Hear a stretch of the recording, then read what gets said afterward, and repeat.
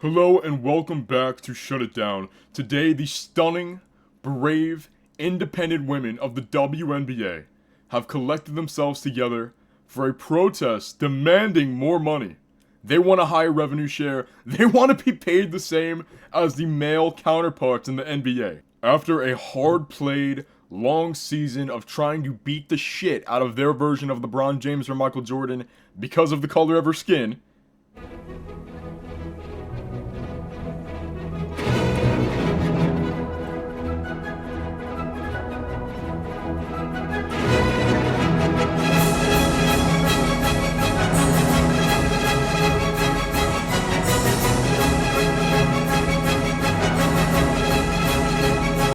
Our team hosting here in Phoenix, and Matt, Josh, everybody's made this amazing. I mean, last night was a time was had. Okay. A time was had. Okay. Cora, baby, we need the same money as Giannis. so damn it, as God as my witness, let's give these women the revenue share that they want. They have just a 9% revenue split? Oh my gosh. This is just absolutely ridiculous. A 9% revenue split. WNBA, as a feminist, I'm not a feminist, but as a fan, I'm not a fan of the WNBA either. As a man looking in on the outside in women's sports, I believe they deserve 100% of WNBA revenue. They deserve 100% of net income. They need that. They need that. My girl Angel Reese, she needs that. She needs that. Alright? How many dunks have there been in the history of the WNBA? 38 dunks? That's probably more than the men have gotten in total since the inception of the league in 1990. Alright? So, how many players are in the WNBA? Let's take a look at this epic roster. Austin, why on earth did you hit that woman? Right, let me show you, baby. That ain't no woman. It's a man. 144 supreme superhuman athletes on the WNBA roster. We're gonna give them 100% of WNBA revenue. Let's do this math real quick. All right, so WNBA revenue. Let's negative $40 million. So divide that, and with a 100% revenue split, every single woman on the WNBA roster owes the company $277,000. And because we believe in women's empowerment, we're going to round up to 78 cents. That is what every single woman on the roster would owe to play in the WNBA if they had a 100% revenue share. Okay? So these ladies are going to be going into diverse debt for the sake of women empowerment. They want equal revenue to the men. They're going to absolutely put their league in the ground because it's already running in a deficit. But shut it down, you may ask. I thought Caitlin Clark and Clarkamania was having such a positive impact on women's sports, there is no way that they are doing worse than they were before. And while it is true that in 2024 they only lost $40 million compared to the $50 million in 2023, so, the buzz of Clarkamania shred off $10 million in annual losses and annual debt, they're going back up to being projected to lose $50 million this year. Alright? Now, before the NBA was heavily investing in the WNBA, before every damn commercial was Caitlin Clark's brave and stunning face.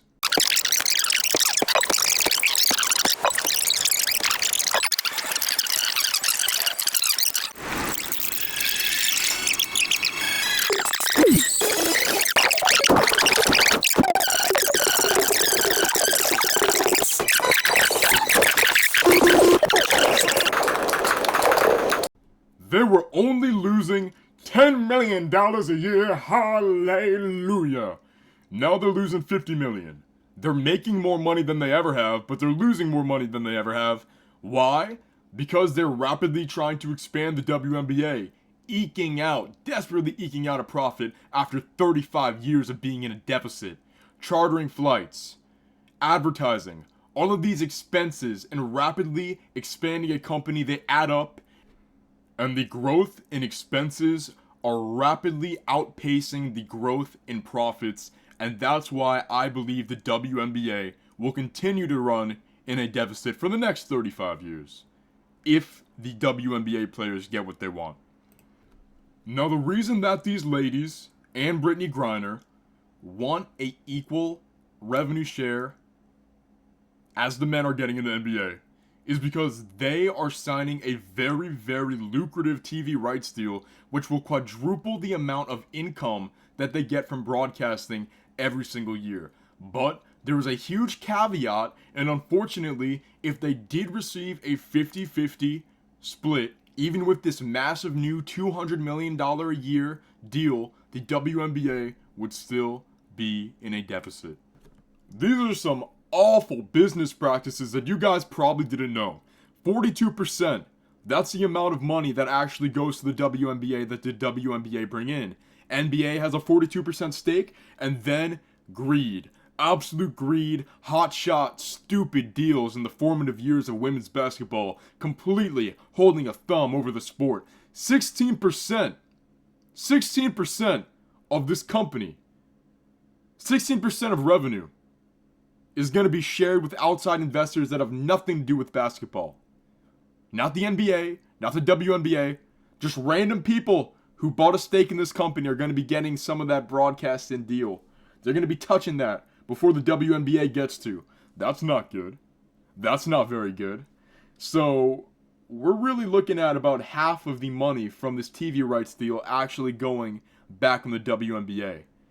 Now let's readjust the stats and see if they're going to turn a profit with the 50-50 revenue split. From the $200 million a year that the WNBA is going to be bringing in with this broadcasting deal, they're going to be touching about $100 million of that, a little bit less.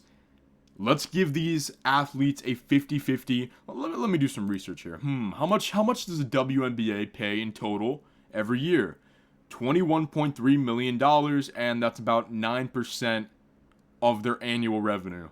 Now, we'll multiply 9 by 5, and we're missing out on 5%. Let's just say that we give these women $106 million a year, right? Because that's a 50-50 revenue split. Guess what? Even with this new TV deal, you're still losing out. $1 million a year. Slap on that $50 million you're already losing, 11 more years of fucking debt. So Caitlin Clark, Andrew Reese, all of these WNBA stars that are protesting for a 50-50 revenue split, if you want to put your sport in the ground for all those little girls picking their boogers, for some reason gravitating towards this bullshit, if you want to crush their hopes and dreams of playing basketball in a league that'll be around, you guys go demand a 50-50 revenue split, because that's what you're doing.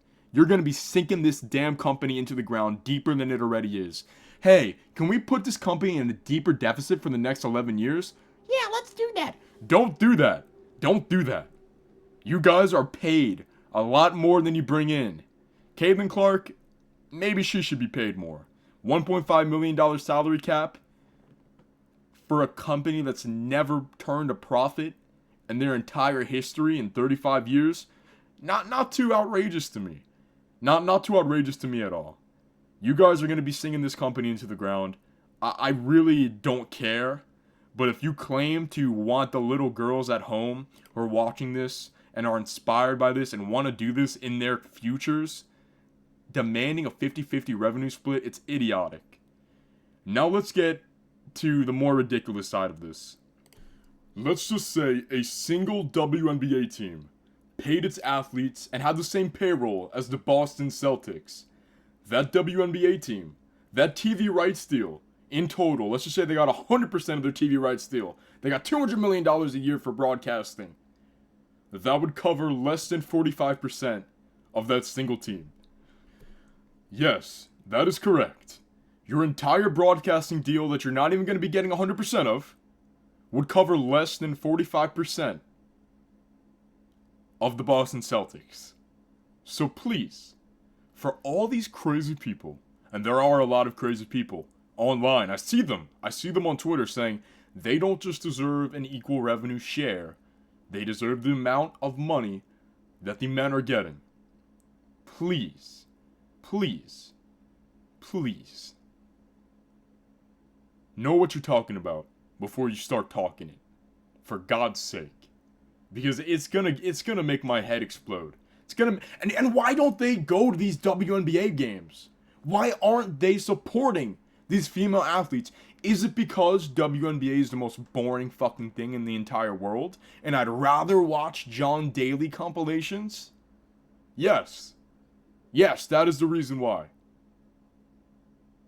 Am I against WNBA? No, I'm not. Is it misogynistic that they're not gonna get paid as much as the men? No, it's not. They don't bring in enough money to get the same revenue split. It's not the fault of misogyny. It's not the fault of this horrible CBA deal. It's the fault of it's the fault of these fucking women having boring fucking games. Learn how to play basketball. Put the damn hoop a little bit lower. I don't know what you need to do. Alright? I'm not a basketball expert. But if you want to watch really, really, really boring basketball, watch the WNBA. If you want to watch boring basketball where they complain that they're not going to get paid enough for playing boring basketball, watch the WNBA. That's what we need. We need more bitching, more complaining, more nonsense in this world. That's what we need. So thank you for propagating this 50-50 revenue split, crying sexism and misogyny, while in reality, if you got what you wanted, it would ruin any hope of your league ever turning a profit. This has been Shut It Down. You know what would be funny? Share this with a WNBA fan. Oh, you don't know any? Alright, then share it with somebody who'd be interested in this type of content. Like a good neighbor, State Farm is there. Taylor Swift and Caitlin Clark, guard for the Indiana Fever. From Des Moines, been a Chiefs fan since you was The fuck they got going on?